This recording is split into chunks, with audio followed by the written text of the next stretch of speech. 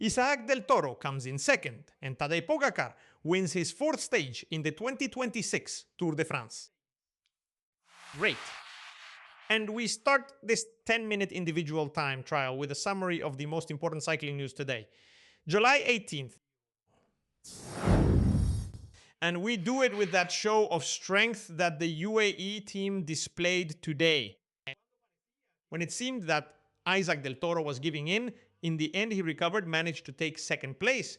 And the fourth victory went to Tadej Pogacar, who continues to increase his lead over the rest of the competitors. There is also good news from China with Jonathan Caicedo's overall victory and another show of strength and power. And there's youth action in the Giro del Valle de Aosta, where Mateo Ramirez and Enrique Bravo are still in a duel that will be decided in tomorrow's stage. Let's start precisely with the results from this edition of the Valle de Aosta, in a stage that today once again ended with a very tough and demanding climb, and in which the Ecuadorian rider Mateo Ramirez took the victory. He did it against the Brazilian rider from the Saudal team, in Enrique Bravo. And this leaves everything to be decided in tomorrow's tough stage, which ends in Cervinia. And that final climb will have the last word. The Brazilian rider from Saudal currently has a 28-second lead over the Ecuadorian from the UAE development team. Today, they have been the two main protagonists. They have taken the spotlight, shaped the stage, and have also set up a showdown for tomorrow to decide the general classification of this race. I'm very happy with the stage. A very, very tough day in very hot conditions. It's a very demanding stage. In the end, if we had a bit more strength, we could have sprinted. We always try to gain a bit of time, and well, we have to keep trying on the remaining stage, which is a very tough day. Team has been very strong and has helped me a lot in every. Tomorrow, the idea is that we can keep controlling the race so we can gain time and manage to control the overall standings. Meanwhile, in China today, the stage went to Yuri Leitao, the Portuguese rider from Carra Rural, who won the final edition of this race. And it has allowed Jonathan Caicedo to take the lead in the overall standings, ahead of Jean Castellon and Nak Mulubram, who finished third in the standings and also won the points classification. Eric Fagundes, the Portuguese rider from Burgos, ended up in fourth place, while the Argentine rider from Lightning Star, other riders were defeated in. Mientras que séptimo fue 12th place, Eduard Cruz, 14th place, Ricardo Nanaguire, end of this race. And we have to mention another Argentine rider who was competing in this race, Fabrizio Crosolo from Team Poltivicid. Place him in the same way as well.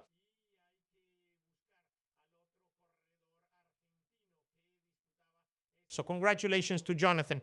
In the standings, it was Fabrizio Crosolo from Team Poltivicid Malta in 55th place in that race. So congratulations to Jonathan Caicedo, who has achieved this victory in the race held in China, the Magnificent de Qinghai. And well then, he has achieved this victory in the race held in China, the Magnificent of Qinghai. Let's analyze what Leitao, today's third place finisher, did and the details that define the stage.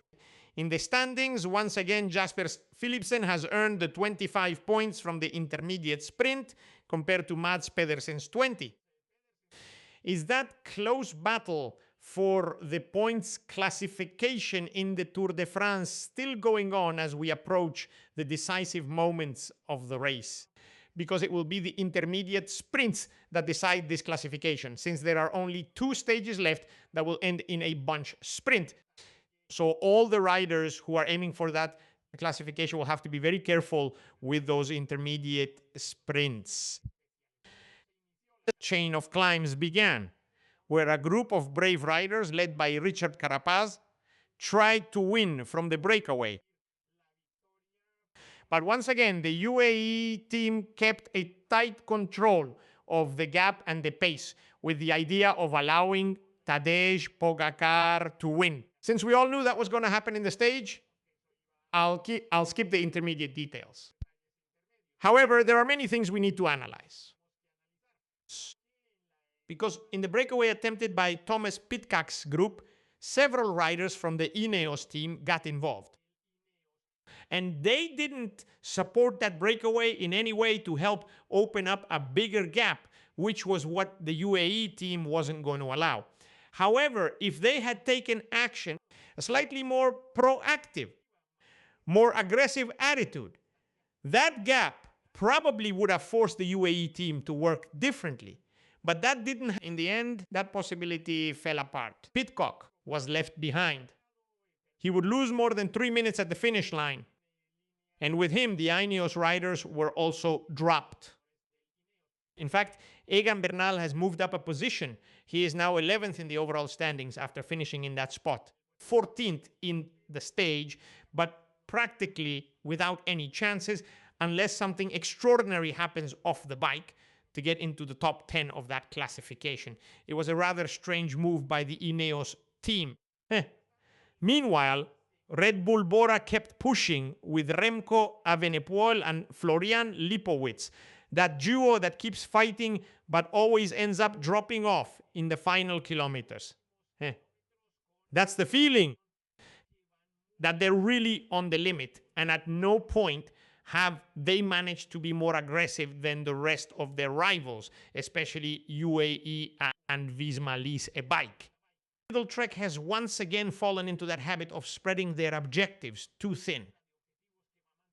Mats Pedersen going for the points, the team trying to fight for the team classification, and Juan Ayuso aiming for the best position for the white jersey, which he lost today, just like in the general classification where he also dropped and faded away. Today we have to highlight the work of Decathlon, and above all, how they handled Paul Seissas, who showed great courage, not letting himself be intimidated by the final attack from Tadej Pogacar. He stayed behind Jonas Vingegaard, maybe a bit cautious because he knows the race didn't end today. Tomorrow, there's another very tough stage, and there are still many very complex climbs left for a 19-year-old rider who has raced very intelligently in a more or less conservative way. But today it was clear that he has the skills and still has enough strength and intelligence to keep fighting for those top positions. There's a special situation to mention regarding Jonas Vingegaard and Sepp Cepeda. The American rider did a great job. When Tadej Pogacar launched his attack, he tried in some way to bring Jonas Vingegaard back to the front until he just didn't have the strength anymore. At that point, the Danish rider had to take on the challenge himself again, and together with Paul Seissas and Isaac del Toro, they tried to find an opening to minimize the time he was losing at that moment. Not only at the top of the last climb, but also in those last 5 kilometers where he had to keep racing to reach the finish line. In the end, Isaac del Toro once again showed that he is a man of grit who works very intelligently. He got onto the back of that small group, and he attacked with just the right timing and distance to secure second place in today's stage. Not without fighting against Paul Seissas, who, as we said, has shown today that he is in very impressive form. And he will have to be taken into account when analyzing his chances of taking the white jersey, of possibly making it onto the podium, and logically, of growing as a cyclist at only 19 years old. Tomorrow, we have another extremely demanding stage in which most likely we'll see a similar scenario to today's. And as always, I invite you to join us for the ride. I'm Iñaki Berrueta.